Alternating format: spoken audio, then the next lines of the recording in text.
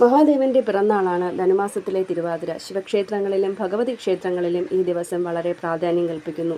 ശിവഭഗവാനും പാർവതീദേവിയും തമ്മിൽ വിവാഹം നടന്നതും ധനുമാസ തിരുവാതിരയാണ് എന്നതാണ് വിശ്വാസം. പരമശിവൻ കാമദേവനെ പുനരുജ്ജീവിപ്പിച്ച് മായിക നാളിലായിരുന്നു. ശ്രീ പരമേശ്വരനെ ഭർത്താവായി ലഭിച്ച ആഹ്ലാദത്തിൽ പാർവതീദേവി വനത്തിൽ ആടിയും പാടിയും കളിച്ചും രസിച്ചും പഴങ്ങൾ ഭക്ഷിച്ചും കേശാലങ്കാരം ചെയ്തും വെറ്റില ചവച്ചും ഊഞ്ഞാലാടിയും ആനന്ദിച്ചു.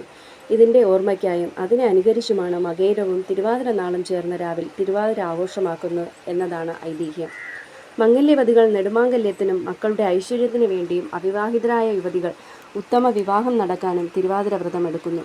പാർവതീദേവിയെ സ്തുതിച്ച് സൂര്യോദയത്തിനു മുൻപ് കുളത്തിൽ തിരുവാതിര പാട്ടുപാടി തുടിച്ചു കുളിക്കൽ, നൊയമ്പു നോൽക്കൽ, നാമജപം, തിരുവാതിരക്കളി, ഉറക്കമൊഴുപ്പ്, എട്ടങ്ങാടി കഴിക്കൽ, പാതിരാപ്പൂ ചൂടൽ, ശിവക്ഷേത്ര ദർശനം എന്നിവയൊക്കെയാണ് തിരുവാതിരയുടെ പ്രധാന ചടങ്ങുകൾ. ശിവപാർവതി ക്ഷേത്രങ്ങളിൽ ഉത്സവം, തിരുവാതിരക്കളി, ഉമാമഹേശ്വര പൂജ, സ്വയംവര പൂജ, മറ്റു വിശേഷാൽ പൂജകൾ, പൊങ്കാല എന്നിവയൊക്കെ നടത്താറുണ്ട്. മകയിരം ദിവസത്തിലെ വ്രതം മക്കൾക്ക് വേണ്ടിയും തിരുവാതിര വ്രതം ഭർത്താവിന് വേണ്ടിയുമാണ്. ഇഷ്ടവിവാഹം, ഉത്തമ ദാമ്പത്യം, കുടുംബ ഐശ്വര്യം, മക്കളുടെ അഭിവൃദ്ധി, അപകടമുക്തി, ദുഃഖവിമോചനം, രോഗമുക്തി, ദീർഘായുസ് തുടങ്ങിയ അനേകം ഫലങ്ങൾ തിരുവാതിര വ്രതത്തിനുണ്ടെന്നതാണ് വിശ്വാസം. കാച്ചിൽ, കൂർക്ക, ചേന, നനകിഴങ്ങ്, ചെറുകിഴങ്ങ്, മധുരക്കിഴങ്ങ്, വെട്ടുചേമ്പ്, ചെറുചേമ്പ് എന്നിവ ചേർത്തുണ്ടാകുന്ന തിരുവാതിരപ്പുഴുക്ക് തിരുവാതിര ആഘോഷത്തിൻ്റെ പ്രധാനമാണ്. രേവതി നാളിലാണ് തിരുവാതിര ആഘോഷങ്ങൾ ആരംഭിക്കുന്നത്. 7:30 വെളുപ്പിനുണർന്ന് കുളിച്ച് വിളക്ക് തെളിയിച്ചുകൊണ്ടാണ് തിരുവാതിര വ്രതം ആരംഭിക്കുന്നത്. ഓരോ ദിവസവും പ്രാതലും ഉച്ചഭക്ഷണവും ഓരോ കിഴങ്ങ് വർഗ്ഗങ്ങളായിരിക്കും. അരിയാഹാരം ദിവസത്തിൽ ഒരു നേരം. വിവാഹശേഷം ദമ്പതികളുടെ ആദ്യ തിരുവാതിര ആഘോഷം പൂത്തിരുവാതിര അഥവാ പുത്തൻ തിരുവാതിര എന്നറിയപ്പെടുന്നു. ദശപുഷ്പം ചൂടുന്നത് തിരുവാതിര വ്രതത്തിലെ പ്രധാന ചടങ്ങാണ്. ദശപുഷ്പങ്ങൾ ഏതൊക്കെയാണെന്ന് നോക്കാം. 1. കറുക, സൂര്യഭഗവാനാണ് ദേവത, വ്യാധികൾ മാറുന്നു. 2.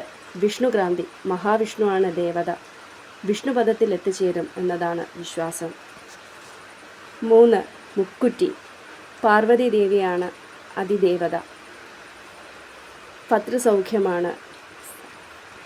4. പൂവാങ്കുരുനില, ബ്രഹ്മാവ്, ദാരിദ്ര്യദുഃഖം അകലും എന്നതാണ് വിശ്വാസം. 5. നിലപ്പന, ശിവഭഗവാനാണ് അധിപനായ ദേവൻ, പാപങ്ങൾ കഴുകിക്കളയും. 6. കയ്യുണ്യം, ലക്ഷ്മി ദേവിയാണ് ദേവത, സൗന്ദര്യത്തിന് ഉത്തമം. 7. ഉഴിഞ്ഞ, ഭൂമിദേവിയാണ് ദേവത, ബുദ്ധിമതിയാകും.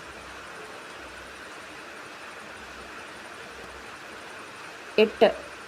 മുയൽച്ചെവിയൻ, കാമദേവനാണ് അധിപനായ ദേവൻ, അഭീഷ്ടസിദ്ധി വരദാനം ചെയ്യുന്നു. 9. ചെറുള, യമരാജനാണ് അതിദേവതൻ, ദീർഘായുസ് നൽകുന്നു. 10. തിരുതാളി, ശ്രീകൃഷ്ണ ഭഗവാനാണ് അധിപനായ ദേവൻ, നെടുമാംഗല്യമാണ് പ്രദാനം ചെയ്യുന്നത്.